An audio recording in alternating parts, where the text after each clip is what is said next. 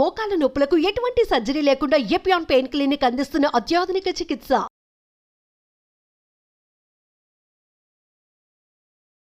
నమస్తే, welcome to Suman TV. ఈ plastic అనేది మన జీవితంలో ఒక భాగస్వామ్యం లాగా అయిపోయింది. సో ఎన్నో ఏళ్ల నుంచి ఈ ప్లాస్టిక్ వస్తువులను కానివ్వండి, కవర్స్ని కానివ్వండి, సో ప్లాస్టిక్స్తో తయారు చేసినటువంటి ప్రతి ఒక్క వస్తువుని మనం వాడటం జరుగుతూ ఉంది. అయితే ఈ ప్లాస్టిక్స్ యూజ్ చేయటం వల్ల కూడా మనకి క్యాన్సర్ వచ్చే అవకాశాలు ఉన్నాయని ఇటీవల డాక్టర్స్ చెప్తూ ఉన్నారు. అయితే ఎటువంటి క్యాన్సర్స్ వచ్చే అవకాశం ఉంది? ఈ ప్లాస్టిక్స్ దేనికి మనం యూజ్ చేస్తున్నాం, ఎలాంటి కవర్స్ యూజ్ చేయటం వల్ల కూడా ఎఫెక్ట్ అయ్యే ఛాన్సెస్ ఉంది, ఈ విషయాలన్నీ కూడా మాట్లాడేద్దాం. మనతో పాటు ఉన్నారు గైనిక్ ఆంకాలజిస్ట్ డాక్టర్ సాయిలక్ష్మి దయానా గారు from Apollo hospital, Jubilee hills. Hello ma'am. Hello అండి. మ్యామ్, ప్లాస్టిక్ని దూరం చేసుకోవాలి అని అనుకున్నా కూడా కొన్ని దశాబ్దాల నుంచి మనం దాన్ని అలవాటు చేసుకోవడం వల్ల సో మ్యాక్సిమం అన్నీ కూడా ప్లాస్టిక్స్లోనే యూస్ చేయడం జరుగుతూ ఉంది. సో ప్లాస్టిక్స్ యూస్ చేయటం వల్లే ఎలాంటి అలవాట్లు ఉన్నా లేకపోయినా కూడా కేవలం దీని మూలంగానే మనుషులు చచ్చిపోతున్నారు, క్యాన్సర్ బారిన పడి అని అంటున్నారు. నిజానికి ప్లాస్టిక్స్ని యూస్ చేయటం వల్ల ఎలాంటి క్యాన్సర్స్ వస్తాయి?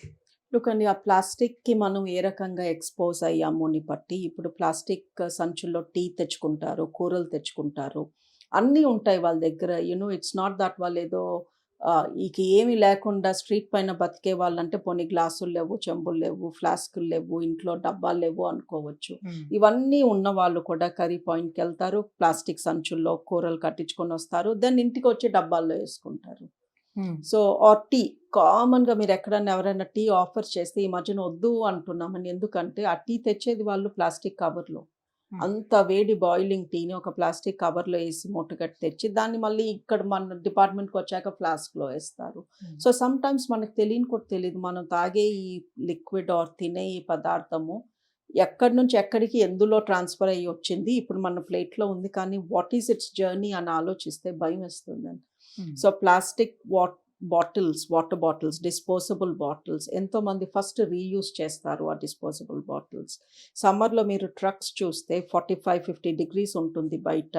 ఆ వాటర్ బాటిల్స్ని షాప్లో వాడు దించుతూ వెళ్తాడు, అవి అలా బాయిల్ అయిపోయి వాటర్ వేడెక్కిపోయి ఉంటాయి.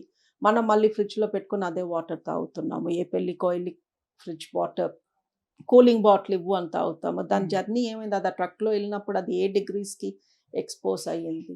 సో ప్లాస్టిక్ మూలంగా మనం తినే తిండి, తాగే లిక్విడ్స్తో ఇంటెస్టైనల్ క్యాన్సర్, స్టమక్ క్యాన్సర్, పేగుల క్యాన్సర్. మనం వాడే మెటీరియల్సే శానిటరీ టవలే ఉంది, అదో ప్లాస్టిక్ కవర్లో 3 సార్లు ర్యాప్ చేశాక మనం 3 ప్లాస్టిక్ కవర్లు ఓపెన్ చేసి దాన్ని వాడుతున్నాము.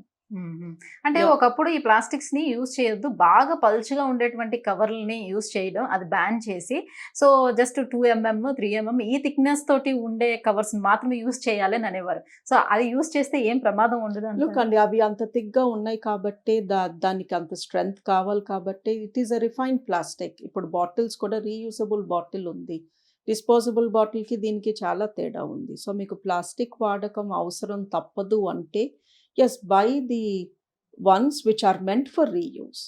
Okay. బట్ ఈ మీకు చీప్గా ఒక కర్రీ పాయింట్ ఆడు అంత థిక్ ప్లాస్టిక్లో ఎందుకు వేసిస్తాడు? దాని ప్రైస్ పెరుగుతుంది కదా. నేను ప్రైస్ ఎక్కువ పెట్టను బట్ నువ్వు అలాంటి ప్లాస్టిక్ వాడు అంటే వాడు ఎందుకు ఇస్తాడు?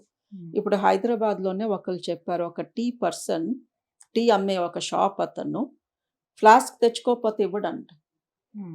నీకు టీ కావాలి అంటే ఫ్లాస్క్ తెచ్చుకో, పోసిస్తాను, నేను మటుకు ఆ ప్లాస్టిక్ కవర్లో నీకు టీ అమ్మను.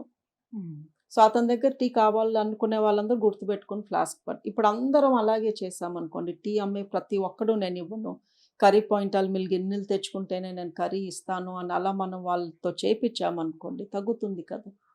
సో వీలైనప్పుడు కూడా మనం ప్లాస్టిక్ని బ్యాన్ చేయకుండా మళ్ళీ దాని దగ్గరికి వెళ్తున్నాము. అండ్ లాస్ట్ థింగ్, మనం ఏ యానిమల్స్ నుంచి అయితే పాలు, మీట్ అవి తీసుకుంటామో అవి ప్లాస్టిక్ తిని బతుకుతున్నాయి. సో వాటి బాడీలోనే ఈ ప్లాస్టిక్ వెళ్ళిపోయింది. So plastic ban has to happen.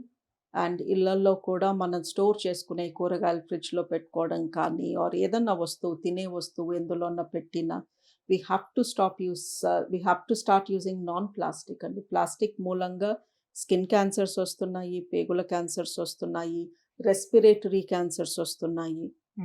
And ఈ ప్యాడ్స్ వీటి మూలంగా వెజైనల్ క్యాన్సర్స్ అని ఎప్పటి నుంచో భయపడుతున్నాము, వల్వల్ క్యాన్సర్స్ అని. So plastic ban has to happen from all of us. In many ways. మనతో స్టార్ట్ కాకపోతే ఇది ఒక రెవల్యూషన్ లాగా అయిపోవాలి. ప్రతి ఒక్కళ్ళు ఆలోచించాలి, నేను ప్లాస్టిక్ వాడుతున్నానా, direct or indirect.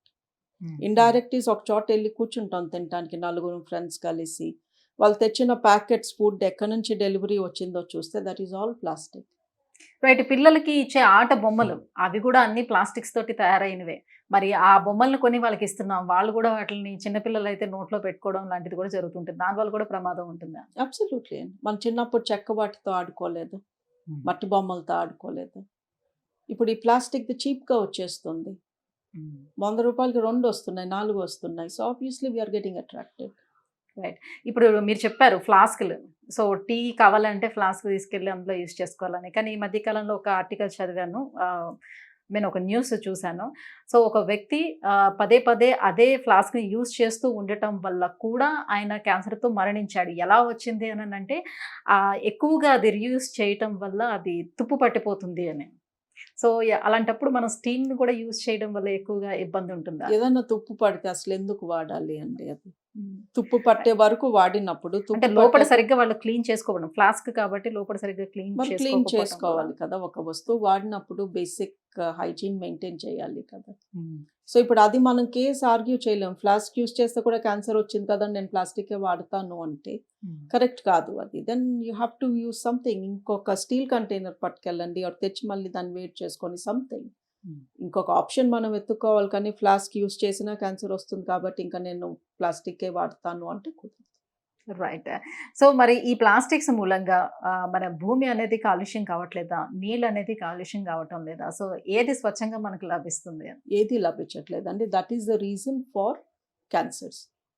Every third పర్సన్లో క్యాన్సర్ చూస్తున్నాము అంటే మనం పీల్చే గాలి బాగాలేదు, తాగే నీరు బాగాలేదు, తినే తిండి బాగాలేదు, మనం సరిపడా రెస్ట్ తీసుకోవట్లేదు. యా మ్యామ్, ఇప్పుడు టప్పర్ వేర్స్ అనేది చాలా థిక్గా ఉండే ఒక మెటీరియల్తో తయారు చేస్తూ వస్తున్నాయి కదా. సో అవి యూస్ చేయొచ్చు అంటారా? సో చాలామంది ఈ ప్లాస్టిక్స్ నార్మల్వి వద్దు, యూస్ చేయొద్దు అని పక్కన పడేసి పిల్లలకి బాక్సులు కూడా ఈ టప్పర్ వేర్స్లోని పెట్టి పంపిస్తున్నారు. ఇది ఎంతవరకు సేఫ్ అంటారు మరి? లుక్ అండి, ఇది సేఫ్టీ చెక్ అయ్యే టప్పర్ వేర్ అమ్ముతున్నారు. So Tupper wear is safe. But మీరు ఇందాక అన్నారు కదా, ఒక ఫ్లాస్క్ని 100 సార్లు 1000 సార్లు దాన్ని అదే వాడితే అందులో కూడా తుప్పు పట్టేసి దాని మూలంగా కూడా హెల్త్ ప్రాబ్లం వస్తుంది అని. ఈ టప్పర్ వేర్ కూడా అందులో ఏదన్నా ప్రోడక్ట్ పెట్టి మీరు మైక్రోవేవ్లో రిపీటెడ్గా దాన్ని అలా వాడుతూ హీట్ చేస్తే even then it is not safe. But టప్పర్ వేర్లో ఒక కోల్డ్ స్నాక్ ఏదన్నా వేసారనుకోండి, కొన్ని ఫ్రూట్ పీసెస్ వేసారు, అది వేట్ చేయకుండా తిన్నారు, పర్వాలేదు. So Tupper where is okay as long as you don't heat it in a microwave. Okay. Okay. ఇప్పుడు నార్మల్గా బయటికి ఎక్కడికి తీసుకెళ్లకుండా మీరు అన్నట్టు ఇలానే స్నాక్స్ కానీ ఏవైనా పదార్థాలు కానీ ఇంట్లోనే నార్మల్ టెంపరేచర్లో పెట్టుకుంటే ఏమైనా సమస్య ఉంటుందా? In Tupperware Tupperware కానివ్వండి, నార్మల్ ప్లాస్టిక్ కానివ్వండి, ఇంట్లో పెట్టుకుంటే ఇంట్లో పెట్టుకుని దాన్ని ఎక్స్ట్రీమ్ టెంపరేచర్స్కి కాస్ట్ చేయకపోతే I don't think anything happens అండి. ప్లాస్టిక్స్ ఎప్పుడు వేడి పదార్థాలు వేసినప్పుడే మనకి దాంట్లో నుంచి ప్రాబ్లం. ఓకే. బట్ డిస్పోజబుల్ అని ఏదన్నా మనం తీసుకున్నప్పుడు డిస్పోజబుల్ దాన్ని మనం దాంట్లోంచి ఆ ప్రోడక్ట్ తీసుకున్నాక పారేయాలి. డిస్పోజబుల్ ప్లాస్టిక్లో సేఫ్టీ ఉండదు. Tupperware is safe as long as you don't heat it to very high temperatures. So అలానే water bottles. So water bottles తెచ్చుకున్న తర్వాత చాలామంది ఓకేలే ఈ నార్మల్ టెంపరేచర్లో నేను ఇంట్లోనే పెట్టుకుంటాను, లేకపోతే ఫ్రిడ్జ్లోనే పెట్టుకొని నేను అప్పటికప్పుడు యూస్ చేసుకొని పడేస్తున్నాను.